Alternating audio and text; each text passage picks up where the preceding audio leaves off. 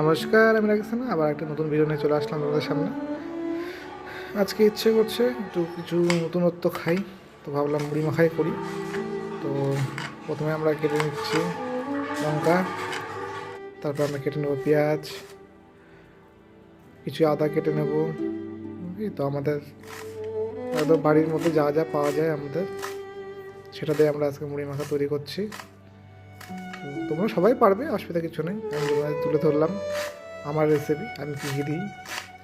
এভাবে খেতে পারো, আশা করি ভালো লাগবে তোমাদেরও।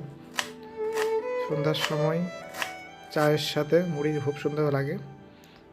তো এই যে আমরা কেটে নিয়েছি, দেখতে পাচ্ছ, লঙ্কা, আদা সব কিছু কুচি করে নিয়েছি, পেঁয়াজ, একটু মুড়ি নিয়ে নিলাম।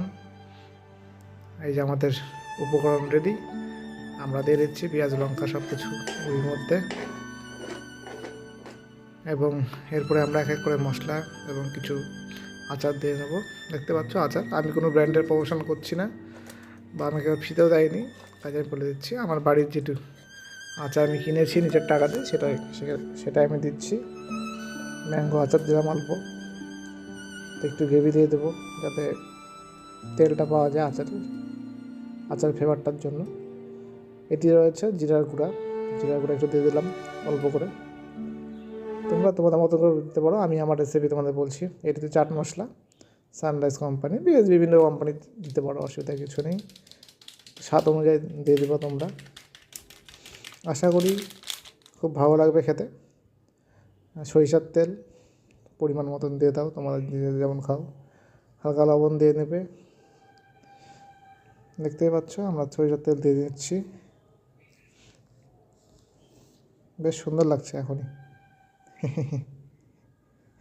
আর কে কোথা থেকে দেখছো অবশ্যই জানাবে। একটু লবণ দিয়ে দিলাম আমার পরিমাণ মতন, অনেকে লবণ ছাড়াও খাও, তো আমি একটু লবণ বেশি খাই, তো আমি একটু লবণটা দিয়ে দিলাম। এবার আমরা মাখিয়ে নেবো একটু ভালো মতন করে, মিক্সচার করে নেবো একদম যেন মিক্সচার হয়ে নেবো ভালো মতন করে।